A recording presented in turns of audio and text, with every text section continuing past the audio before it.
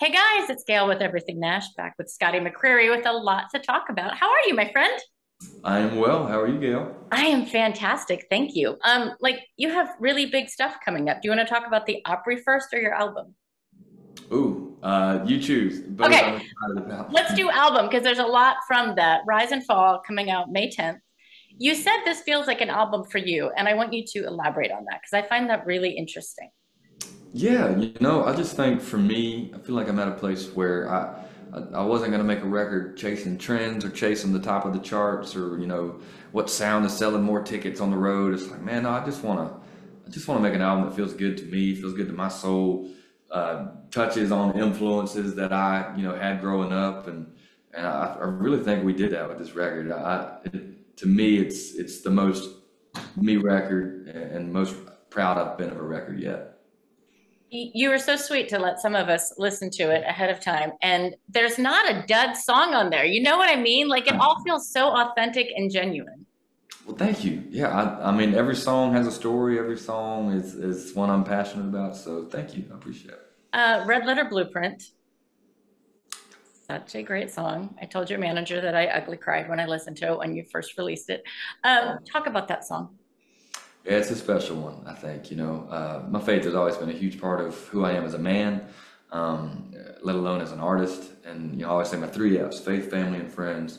And yeah, it's just, I think it's a crazy world out there right now. And for me, I've seen the ups and the downs of all of it. So I think it's easy to get lost out there. And, to me, when you get that way, there's an easy roadmap, an easy blueprint for you, and it's right there in the good book. So that's kind of where the song came from. I love that this feels so authentic to you and to everybody else. You have, Cabin of Solo, you have Can't Pass the Bar, you have No Country for Old Men. It just feels like such a diverse, like the Everyman's album.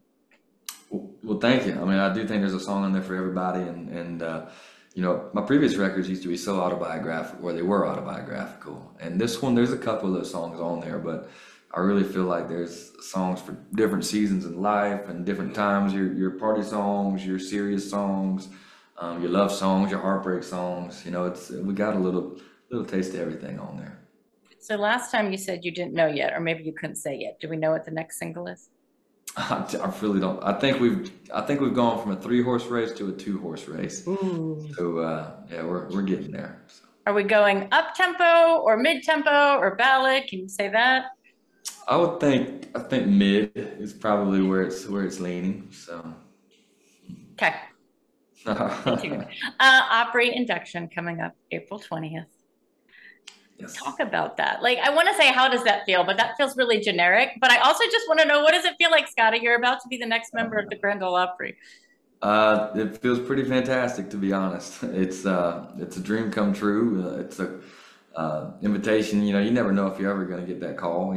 So it just means the world. And how I went down with Garth Brooks to being the one to do the invitation, and Josh Turner being the guy to induct me. It just in my wildest dreams I couldn't have drawn it up any better. So I'm just so thankful, and it's going to be a special night. Did you really not at all suspect it that night? Mm. Hmm. My radar was up for probably every Opry performance for 2 years. Just hope, maybe thinking, hopeful. Again, you never know if it would happen, but we're just hopeful. That night, I was like, "That's a Christmas show. We'll sing three Christmas songs. We'll be in bed by 9:30."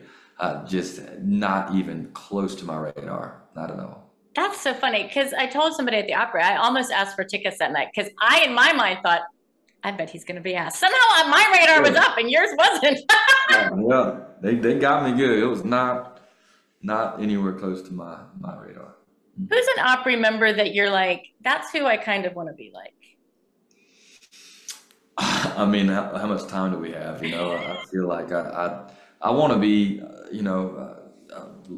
the guy like Whispering Bill that's there, on long time into your career. I want to be the guy at 85 that goes, I'm still at the Opry and singing 5 more minutes. I'm looking forward to that and having that chance. It's told somebody it's like it's always felt like home, but now for it to actually be home, it's just unreal. So. Okay, so we have Opry, we have the album. Is there going to be another tour announced?